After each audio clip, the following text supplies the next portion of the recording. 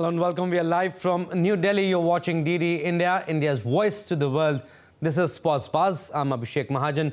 Coming up in the next half an hour. Virat Kohli's absence in England series set to be extended. Senior India batter expected to miss the third and fourth test in Rajkot and Ranchi. Siraj likely to be back in the squad.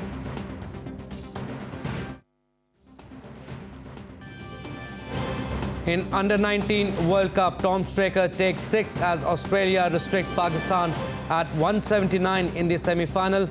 Winner of this match to play the final against India.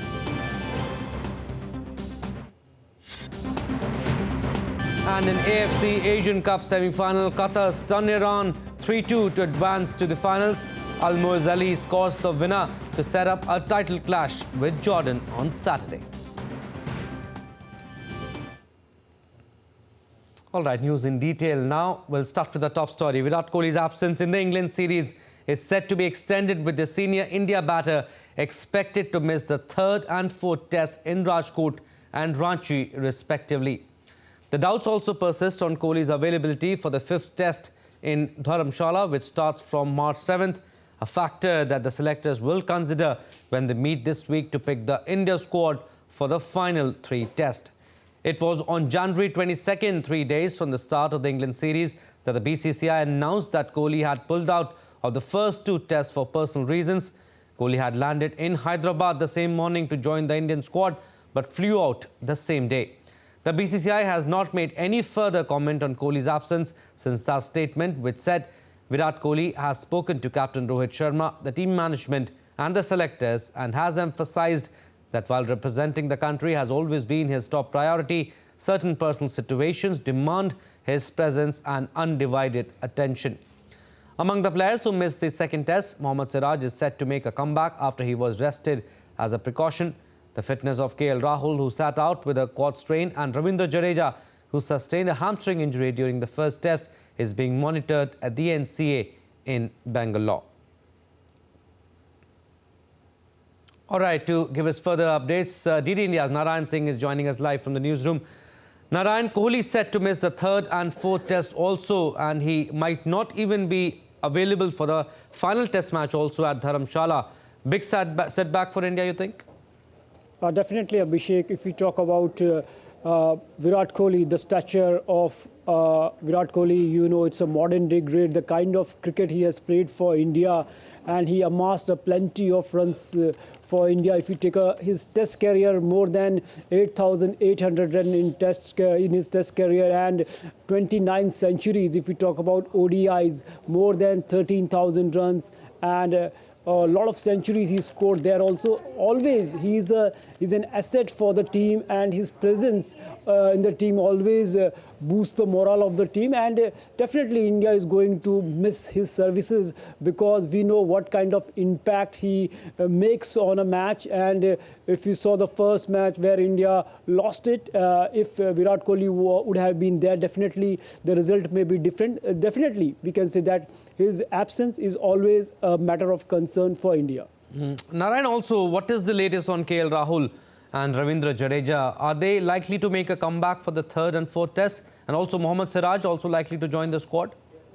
As per the multiple media reports, it's looking like that in all likelihood Ravindra Jadeja and Rahul, who are nursing their injuries at the National Cricket Academy in Bangalore, they will be available for the third test match, will be played at Rajkot. And we know that it's Ravindra Jadeja's home ground also. In that sense, it's also a very important match for India's context, because the cycle, the series, the India versus England 5-match series comes under the World Test Championship cycle, and right now the series is 1-1.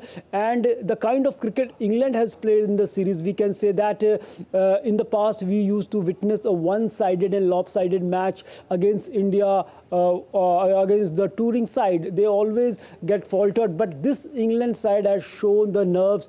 They won the first test match, and after that in the second test match also they showed that the determination, and at one one point of time, it was looking like that they can do, but the way Indian batsmen, Indian bowlers fired in unison and they leveled the series, and up to some extent we can say that they just neutralized the baseball, the kind of cricket the England is playing. So all in all, with the comeback of Jadeja and KL Rahul, definitely it will be a boost for the Indian squad, Indian team, and definitely we will see that the kind of cricket India is playing, it will just push that better cricket to a next level.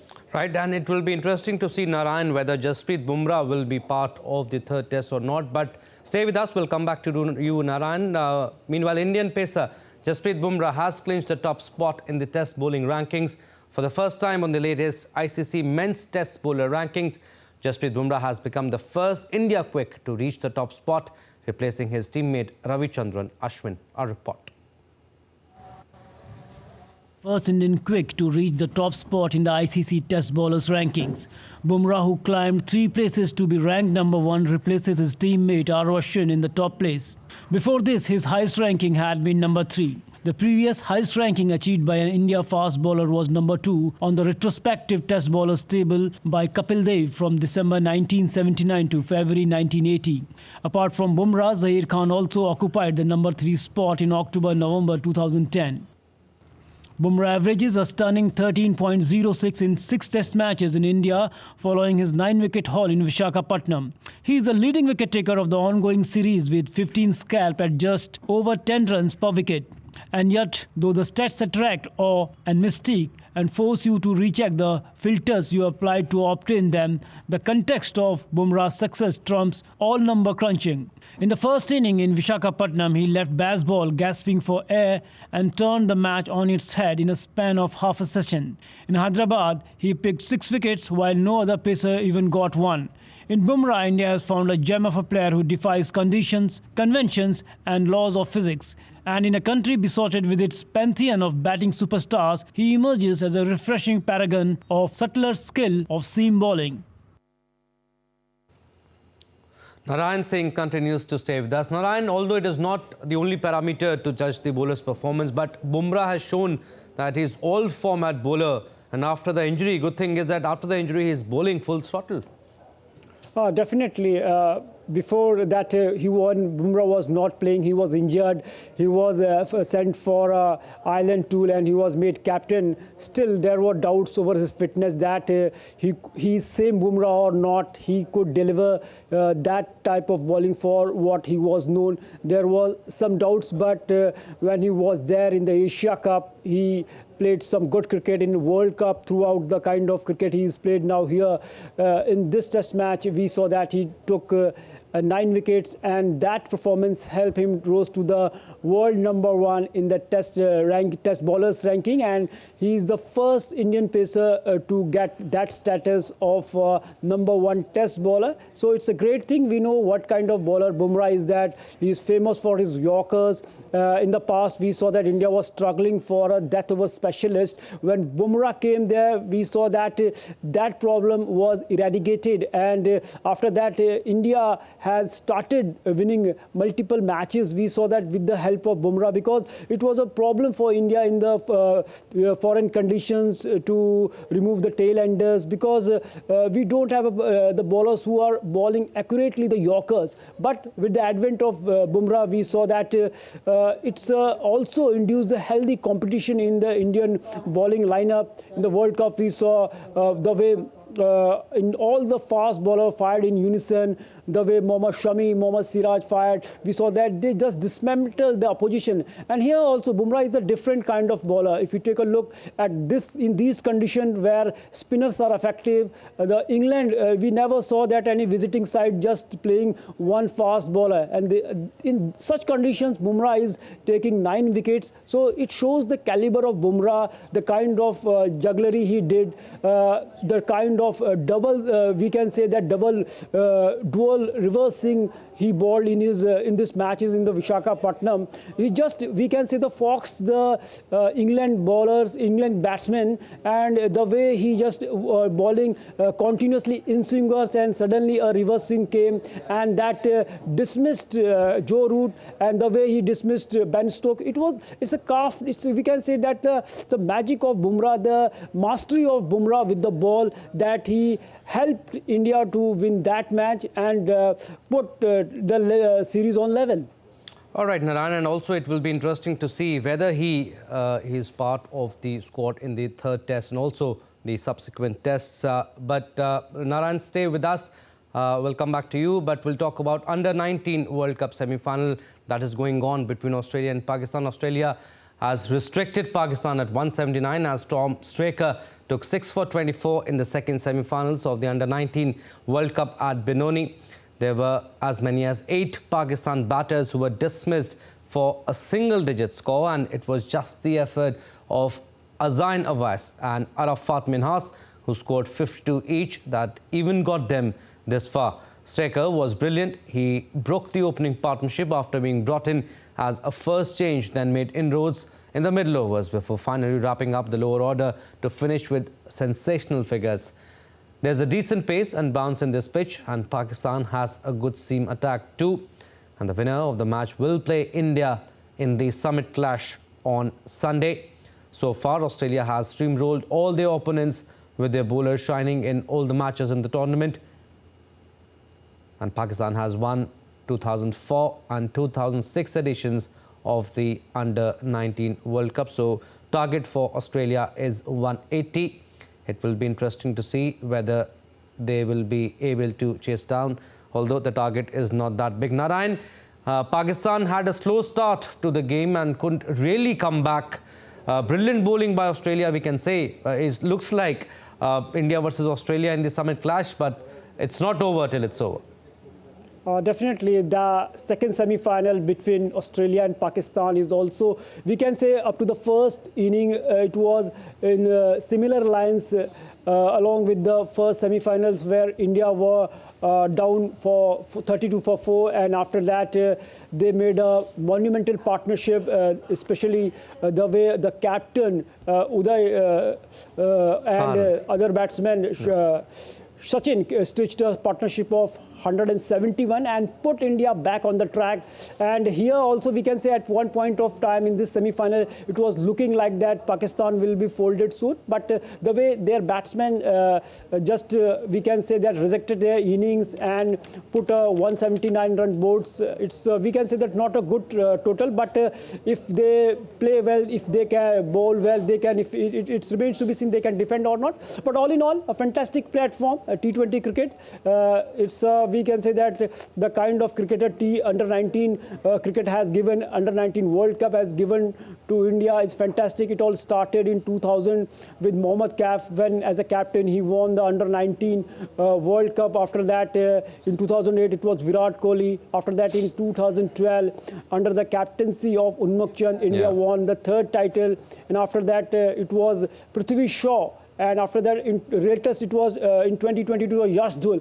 So a long, we can say, the legacy of India in the T20 World Cup. We are hoping that whosoever will be there against India on Sunday in the final, a good match will be witnessed, and we hope that the Indian boys will continue the momentum they have gained and will play the same kind of kid they have played throughout the tournament and help India to lift the 6th title. So far they have 5 titles and they are the most successful team of this tournament. Right, Narayan, and also looks like in all probabilities it will be India versus Australia. Australia has started decently. They are 14 for no loss after 3 overs. All right, Narayan, we'll leave it there. Thank you for your analysis. All right, we'll slip into a very short break, but still to come on this edition of DD India Sports Pass. India will face Bangladesh in the final of the South Asian Football Federation's Under-19 Women's Championship today. And the organisers of the 2026 Olympic and Paralympic Winter Games unveil the official mascots.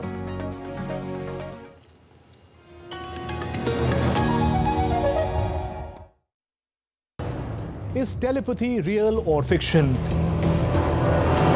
Could it soon be a reality? Imagine controlling your world with your mind.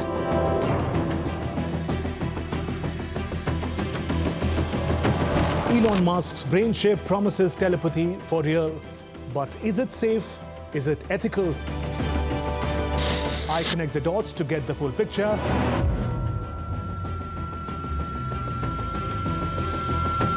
Watch Connecting the Dots every Friday at 8 p.m. IST on DD India.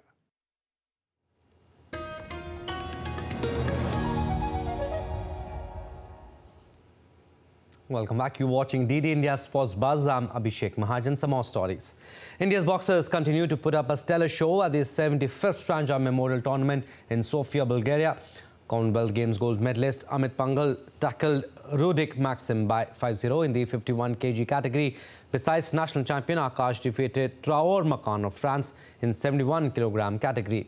Another Indian national champion, Abhimanyu Laura, showed a similar display against Moni Rafael of France in the 80 kg category.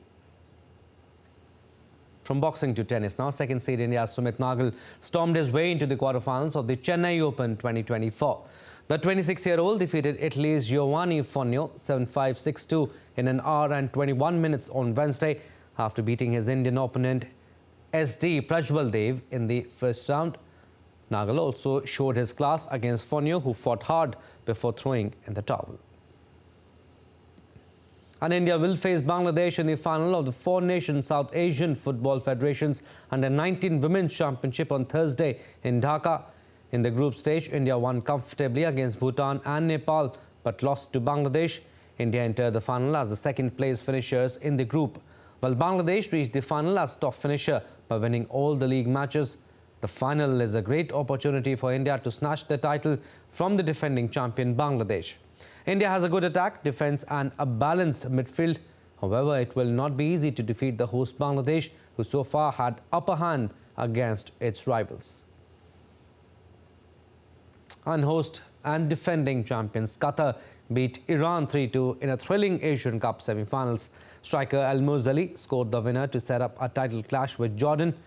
Iran opened its scoring when Sardar Azmoun scored with an overhead kick, but Qatar equalized when Yassim Gabir's shot from range took a deflection and looped over goalkeeper into the net. But with time running out, Ali scored the winner for Qatar when he turned and fired into the bottom corner, while Iran's hopes of a comeback took a hit when Shoje Khalilzadeh was sent off late in the game. Qatar will look to win their second title when they play first-time finalist Jordan on Saturday. And Nigerian soccer fans in Abuja erupted in celebration as the national team secured a spot in the Africa Cup of Nations final. Goalkeeper Stanley Navabali saved two penalties, which saw the Super Eagles win the shootout over South Africa 4-2. Nigeria had lost 5 of their previous 6 semi-finals at the Continental Finals, but survived some nervous moments to book a place in Sunday's decider. William Truce Ekong put Nigeria into the lead from the penalty spot midway through the second half before South Africa earned a spot kick of their own in the final minute of the match, which was converted by Teboho Mokoena. South Africa lost defender Grant Kekana to a red card in extra time as Nigeria put them under constant pressure and then lost their nerve too in the shootouts. Our guys did it. Lukman, Osimhen, Iheanacho, and all of our players were proud of you. Wambili, the goalkeeper. You guys were exceptional. You were amazing. You made our country proud. You make our nation proud. And God no go shame you. God no go disappoint you. We're proud of you, and we will stand by you at the final. We will gather again for the final to stand by you because we know you are bringing the cup back home. Thank you. God bless you. At the point, when the match was 1-1 and we are getting to the end of the match, I was like, God, are we going to win this match? I was panicked and I was overwhelmed by anxieties. So and now after the match, when we now played the penalty and we noticed that we scored and we beat them, I was so excited and I'm overwhelmed with joy.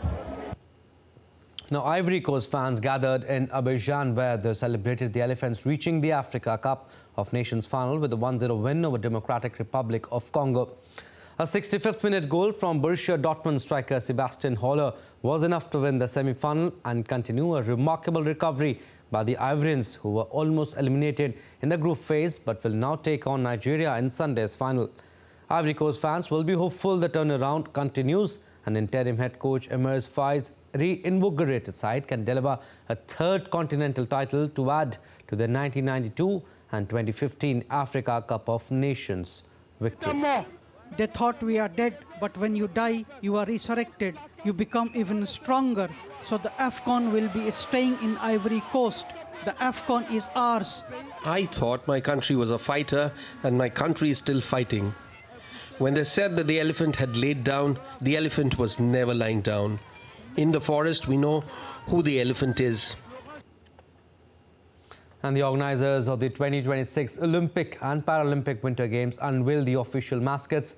The Stoat siblings named Tina and Milo were revealed at the Sanremo Festival. Tina, a light-coated stoat, is the official mascot for the Winter Olympics, while a brown-coated brother, Milo, is the mascot for the Winter Paralympics.